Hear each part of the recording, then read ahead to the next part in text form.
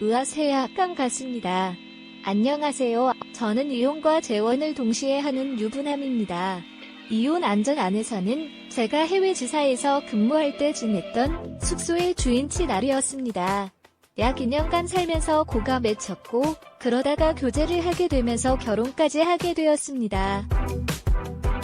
아내를 비롯한 처가치 식구들은 모두 한국 사람이었지만 해외 생활을 오래 해서 그런지 행동이나 마인드가 다소 적응이 안 될 수도 있고 힘들 때도 있었습니다. 특히나 가장 힘든 것은 개인주의였고 자기의 삶을 닷지 받는 것을 전혀 싫어했습니다. 결혼했다고 해서 부부 사이의 모든 것을 공유하거나 을 공유할 필요는 없습니다. 안습한 것을 이해하지 못했습니다. 몇 년의 헬조선 시절이 끝나고 진급을 하면서 한국으로 온 기회가 생겼습니다. 아내에게 이 사실을 이야기하고 한국으로 가자고 했더니 아무리 가기 싫다면 회사를 그만두라는 말을 들었습니다. 언젠가 이런 상황이 오면 아내가 저렇게 반응할 수도 있다는 생각에 고민을 안 한 것은 아니었지만 막상 그 상황이 닥치니 머리가 복잡해졌습니다. 며칠간 이야기를 나누어 봤지만 의견이 좁혀지지 않았습니다. 그래서 일단은 저만 한국으로 돌아가고 추후 결정을 하기로 했습니다. 그러면서 한국에 가보고 싶어 했던 막내 처제를 데리고 같이 왔습니다. 몇 달 동안 여행을 다녀오고 주말이나 쉬는 날이면 초코와 함께 한국 여행을 다녔습니다. 인터넷으로 찾아보고 다니는 것은 한계가 있었고 현지인과 함께 다니면 좀 더 깊이 있는 여행을 즐길 수 있었습니다. 그러나 시간이 지남에 따라 아내와 연락이 점점 더 어려워졌습니다. 걱정스러워서 장인어른과 장모님께 연락을 드렸지만 아내는 제 연락을 피하는 것 같았습니다. 아내와 연락이 안 되니 압박해야 하고 힘들어하자 처제는 도저히 위에서 속일 수가 없다며 언니 집에서 제 아내가 따로 만나는 일이 있다고 솔직하게 알려주었습니다. 그러면서 저와 병원하기 전부터 만났는데 부모님의 반대로 결혼도 못하고 몰래 만나고 있었고 그러다 와중에 저와 만나게 되면서 결혼한 거라고 알려주었습니다. 이 황당한 사실을 믿을 수 없었지만 처제 몰래 처제 핸드폰으로 전화를 하니 아내가 바로 받는 모습에 처제 말을 느끼기 시작했습니다. 제 목소리를 듣더니 당황한 모습이 있지만 이런저런 핑계를 대면서 단순히 제 전화를 못 받은 것뿐이라고 하였습니다.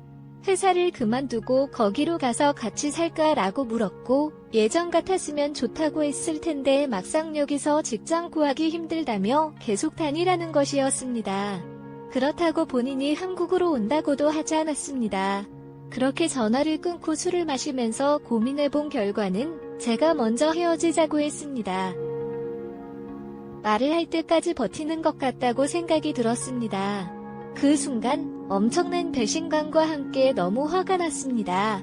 그리고 복수를 하고 싶었습니다. 전에 나는 바람을 필 필요가 있는 돈을 벌어다주는 개미와 같았습니다. 아내에게 전화를 걸어서 모든 사실을 말하고 따졌더니 정말 쿨하게 자기 보이프렌드가 있다며 너보고 외로우면 걸프렌즈를 만들면 되지 않냐고 하는 것이었습니다. 참고로 이때 터져버렸고 큰 소리가 나왔지만 크게 신경 쓰지 않으면 억울하면 걸프렌드를 만들어 자기는 꼴하게 해줄 수 있어 그러면서 전화를 끊었습니다.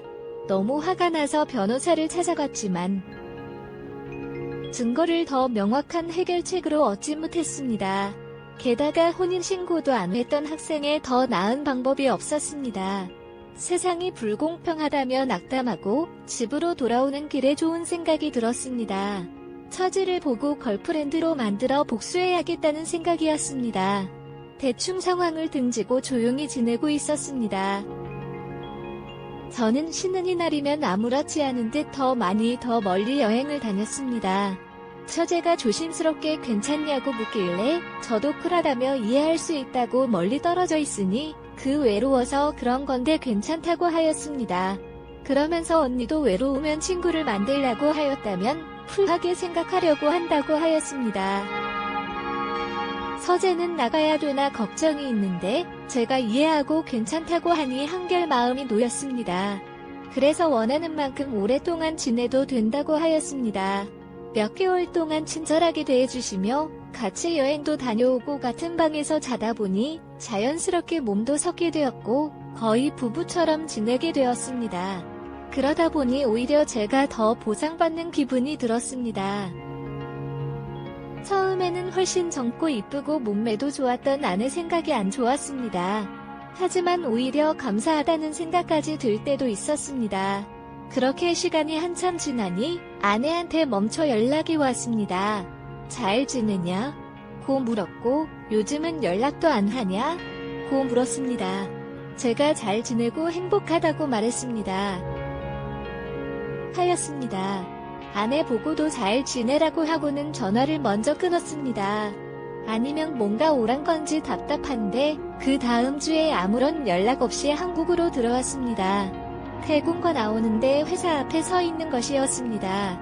왜 왔냐 묻자 아내가 남편 보러 오는데 무슨 이유가 필요하냐며 저녁 먹으러 가자고 하는 것이 좋습니다.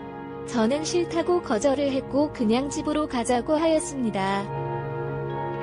그랬더니 아내가 많이 하고 싶었다는 듯이 악하면서 없었고 이따가도 쓸 수 있는 직후자며 속으로 비웃었습니다. 집에 들어가자마자 처제는 저한테 자기 왔어? 라고 평소처럼 말을 하였고 저도 등 자기 나왔어라고 대답해 주었습니다. 아내 보란 듯이 바로 앞에서 말씀드리겠습니다. 아내는 할 말을 잃어버렸지만 집안 곳곳에 처제와 저가 찍은 사진 3장, 커플 실내와 커플 잠옷을 봤습니다. 아내는 미쳤냐고 소리를 질렀고 저는 쿨하게 자기 말대로 걸스 만들었고 행복하게 잘 지내고 있다고 말했습니다. 그러니 다 봤으면 우리 집에서 나가달라고 했습니다. 그 후로 장인 장모한이 전화를 끊임없이 옮겼지만 저와 처제는 가볍게 무시하고 지냈습니다. 아내의 복수심에 처제와 관계를 발전시켜 나간 것은 맞지만 이제는 저희 커플은 진심으로 서로를 사랑하고 있습니다. 결국 처제는 제 아이를 임신하였고 저희는 한국에서 혼인신고 및 결혼을 했습니다.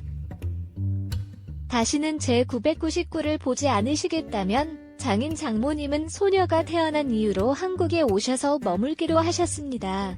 거의 매일 영상통화도 하시고 계십니다. 전 부인이었던 처형은 아직도 솔로로 지낸다는 소식을 들었습니다. 그날 이후로는 한 번도 보지 못했습니다. 여기에 사연을 보낼 거라고 메시지를 남겼습니다. 혹시 너도 이 영상을 보게 될 수도 있으니 한마디 남기겠습니다. 좋은 사람 만나게 해줘서 고마워. 끝까지 투어야 꼭 놔주세요. 말 인사장 끝 검은 놔주세요. 야!